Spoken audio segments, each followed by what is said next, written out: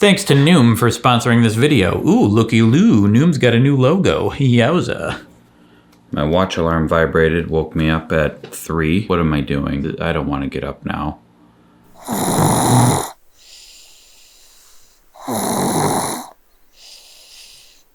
Okay, so you got your regular sleep that most of us aspire to, one big chunk of sleep, that's called monophasic sleep. Then you got your 2 chunkers, that's biphasic sleep. And then you got multiple chunks of sleep throughout a day, that's polyphasic sleep. That's the sleeps. You're welcome. End of video. Just the beginning. You see, throughout history, there have been many famous, allegedly, biphases and polyphases, as no one calls them. Winston Churchill was known for short night sleeps and hour-and-a-half naps every single day. Taking a nap in the middle of the day, that's biphasic sleep, assuming you slept the night before. But I know how some of you live.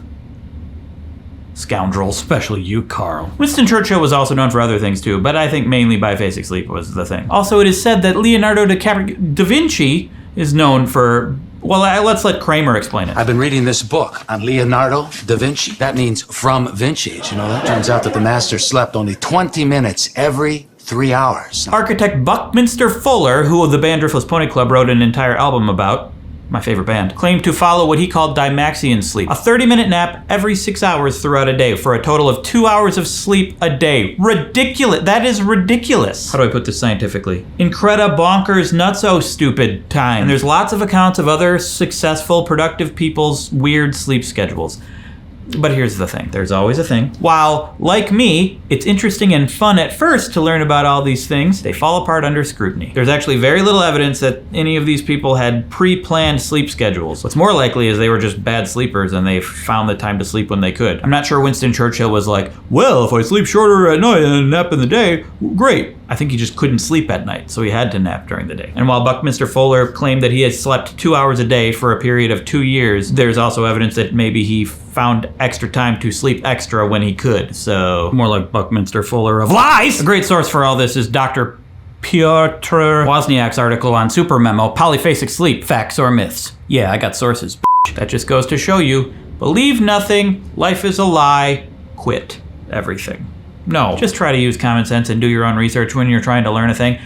Anyway, point is, ridiculous sleep schedules are super problematic, but let's do one! But I think it's gonna be a good thing because here's the thing. I am a terrible sleeper. You know this if you've been following along. I've been trying to fix it. I did things like go to bed super early, wake up super early, mess around with my sleep positions. But with this biphasic sleep experiment, I kinda do it already anyway. I wake up in the middle of the night for hours and lay there. It's super fun and sucks. Or I just don't get a lot of sleep and nap later, Winston Churchill style. England, if you're watching, I can be your leader, apparently, during a terrible war. Let's not have a terrible war. I don't want to be your leader. So what I want to do is embrace it. When I wake up, rather than just lay there in the middle of the night, get up, do some work, start the day until I get tired, and then go back to sleep.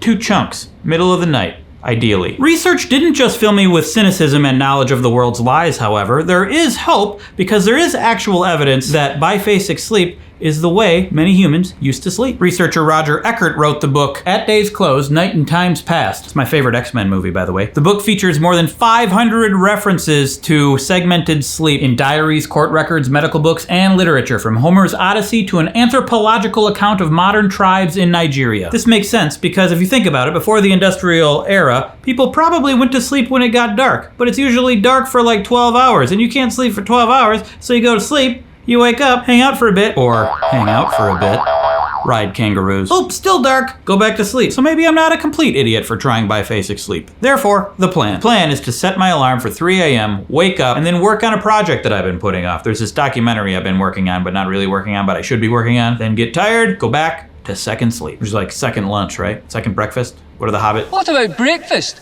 We've already had it. We've had one, yes. What about second breakfast? By the way, the documentary I'm working on is something that a friend hired me to do, and it's a very broad topic that's going to appeal to a lot of people. It's about Japanese Green Bay Packer fans who get a chance to go to Lambeau Field in Green Bay to watch the Green Bay Packers. So you can relate. I think it's going to be a great documentary. I'm excited about it. I just haven't been able to get to work on it as much as I'd like. So I'm going to try in the middle of the night.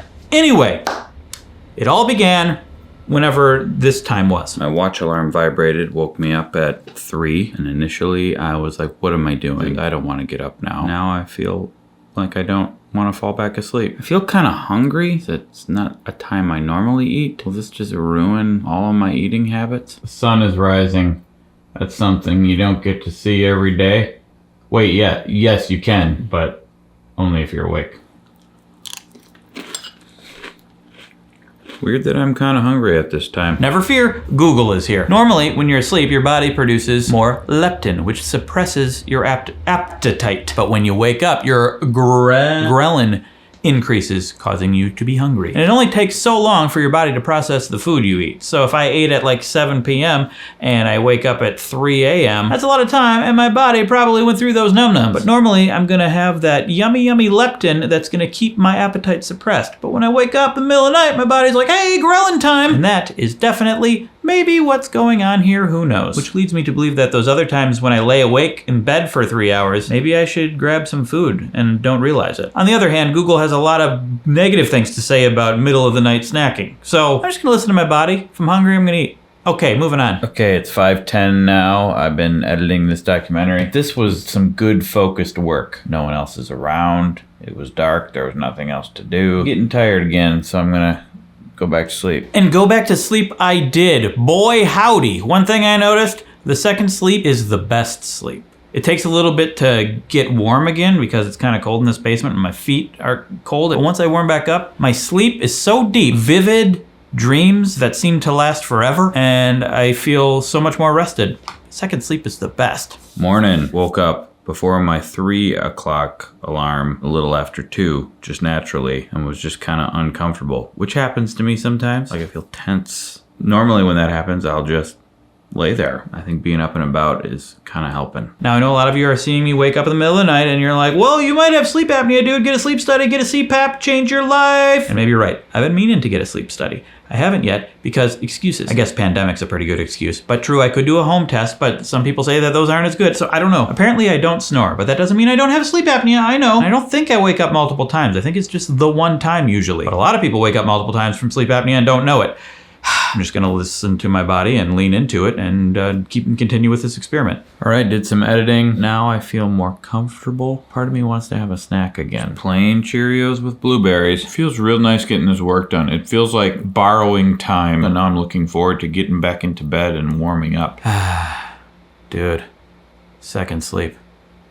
Anyway, while we're in a good mood, let's talk about failure. Failing a little bit. Days 3 and 4, had some friends visiting, threw everything off because I stayed up later. On Sunday, I did wake up, read a little bit, meditated for a while, and that actually was great. Failed again on Monday because I went to bed way too late. That's been perpetually a problem my whole life too. This is probably the heart of why I will continue to fail throughout this experiment. Some nights I get tired and want to go to bed early. Some nights I want to stay up and watch a thing, hang out with friends, live my life while my daughter's asleep so I don't have to be on call as a dad, or I'm not working on my dumb videos. That little inkling of freedom towards the end of the night is something that I have always loved. Plus, if I just try to deny it and go to bed early, I lay awake in bed. I talked about this on my second channel, Wheezy News, already while I was doing this experiment, and someone brought up delayed sleep phase syndrome. Serpentax brought up something, delayed sleep syndrome. He talks about how he noticed it when he went to university, forced himself to acclimate, then during the pandemic reverted back to a 26-hour sleep cycle. I popped to Google and I found this article from Stanford, and as I read it, it was as if I was reading my own diary. Dear Craig, you always fall asleep when it's very late and you wake up tired because your body is not producing signals for you to be alert yet. This article is describing you. I am you. Like sometimes around 9, 10, 11 o'clock, I have a burst of energy. It's time to do things, everybody! What, you're sleeping? Okay, I'll just sit here with my thoughts. I tried going to bed early, albeit ridiculously early. The night is ending too soon. Like, I want to do things. I want to watch something on TV, read something, play a video game. But no, I'm going to go lay down in bed. But it was one of the only experiments I failed. I hated it. Going to bed early does lead to more sleep, but I'm in bed for like 13 or 14 hours. I can't maintain that. I don't think I'm going to do it tonight either. I think I'm done. I'm quitting. It's very hard for me to just pick a time and go to bed at that time every single night. We are finding it's hard for my daughter as well. Is it hard for all daughters? Okay, moving on. But then last night, went to bed, also kind of late, but woke up at 3:30, and here we are. I don't feel like doing work of any kind right now. I just kind of feel like reading stuff, Maybe I'll watch the new episode of Rick and Morty. I don't know if I'm supposed to do things that are too stimulating. I feel like what I should be doing, though, is just acting like I'm awake for the day until I get tired again. So that's what I'm doing. I ain't dead yet. I realize I'm very privileged to be able to just nap anytime because I'm my own boss. And do these weird sleep experiments because I don't have a specific time in the morning where I have to be at a job. Back when I had a 9 to 5 and I had to get up at the same time every day, my sleep was better and it fell right into place. No, not at all. I was just tired at work. I think my bad sleep motivated me to work hard to be a YouTuber so I can sleep whenever I want. Even then, it still doesn't work right, but I'm thankful for it because I like this job. Thank you, bad sleep. Anyway. Okay, it seems like early morning, but it's actually later at night. Last night, did not sleep well. But then in the afternoon, I took the most epic nap imaginable. It was about an hour and 45 minutes, vivid dreams, deep sleep. I woke up feeling better than I had felt all day. So this was a biphasic sleep, which was further apart. Yes, basically just taking a nap during the day. But hey, whatever works, right? You gotta sleep what you gotta sleep. Okay, so now we're gonna jump ahead just a little bit to day 50. What happened in the days between was some days I would wake up in the middle of the night and successfully biphasic sleep. Some days I wouldn't because I stopped making it a formal thing that I had to do because that just didn't seem to be very helpful. But I think I'm doing it good now. See? I woke up, folded some laundry, and I packed up a bunch of clothes because I'm going on a trip tomorrow. Listening to some calming music, catch up on emails, read news, doing productivity, but not necessarily intense creativity. Low pressure stuff. I will get this documentary done. Just won't be in the middle of the night most of the time, I guess. So I'm not gonna schedule the biphasic sleep. I'm just gonna lean into it when it happens, but not lean in so hard. Here we are again. Wasn't sure if I should get up. Was kind of tired. I thought maybe I would fall asleep, so I wanted to keep trying. There's often this little gray area. Why can't life just be black and white? Do this, don't do this. This is the way, this other way is stupid. But no, I wake up, I'm like, I'm kind of tired, maybe I can fall back asleep, I better keep trying, and then I don't. Or sometimes I do. But I'm glad I got this biphasic sleep method in my tool belt, should I need it. This experiment was good for me because I know now that if I wake up at like 2, 3, 4 a.m., I will get tired later, and I will get a sweet second sleep. And that time I was awake, I will have gotten some stuff done, or it will have just been a nice, relaxing time. It's really, really nice to be the only person up in your neighborhood. It's just relaxing, and I feel like I can focus on things I want to work on, should I want to work on them. I think the best thing I can do is just try to listen to my body as best I can. Like if my body says, I'm tired, I should go to sleep. Or if my body says, I'm not tired, I should stay awake. Or if my body says, try to poop. Okay, I guess it's always good to make sure you're clearing yourself out there. I don't think I'm ever gonna have the sleep pattern that I ultimately want. And I don't know that it's 100% necessary for me. Still gonna do a sleep study. Still probably will try other things because, hey, that's what I do. But I feel pretty good about where I'm at right now. Though I think I've felt this way at the end of other videos, and then I forget about it as time goes on. I don't know. Human beings are complicated, all right? You know who can help navigate you through the complicated human body?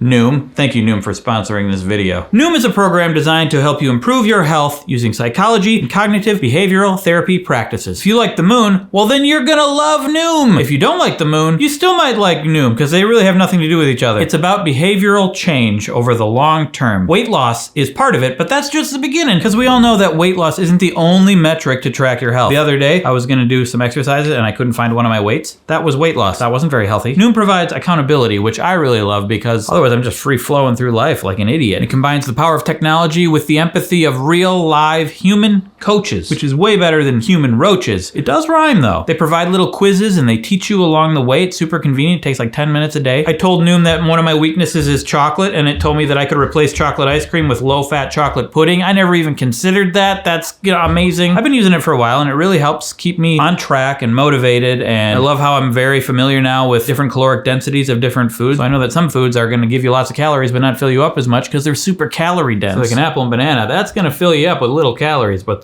the peanut butter. And it's not saying I can never eat what I want, it just helps me keep track so I don't overindulge. I can keep track of my daily steps and the amount of water I'm drinking. I've recently started training for a marathon. How much you should eat gets really confusing. You can easily not eat enough or eat way too much. This has been very helpful to make sure that I don't screw it up. And it's a giant food database, so you're probably gonna be able to log what you eat, even if you eat some weird stuff. I don't think they have cumin roaches though. I'm gonna have to talk to them about that. They have Harry Potter candy cockroach clusters, but I don't think that's the same. Anyway, it's just been very helpful to help navigate my way through this marathon training. I'll probably make a video about the marathon later. I'm really only talking to you about this so that I can mention that I'm gonna run a marathon. Brag, brag. So you can take your free 30-second quiz by going to noom.com/WheezyWaiter and get started today. Thank you, Noom. And thank you for watching this video. If you have trouble sleeping, I hope this helped give you some sort of insight. I just do these things and I try to be honest about my experience, and I feel like that's the best thing I can do. And if you want to see more of my little health adventure challenges, there's a playlist right there. The previous video is about the power of getting comfortable with uncertainty because the world's uncertain. You can click there to subscribe. You can support me on Patreon. I do monthly live streams. They're fun. They're live. They're streams. They're monthly.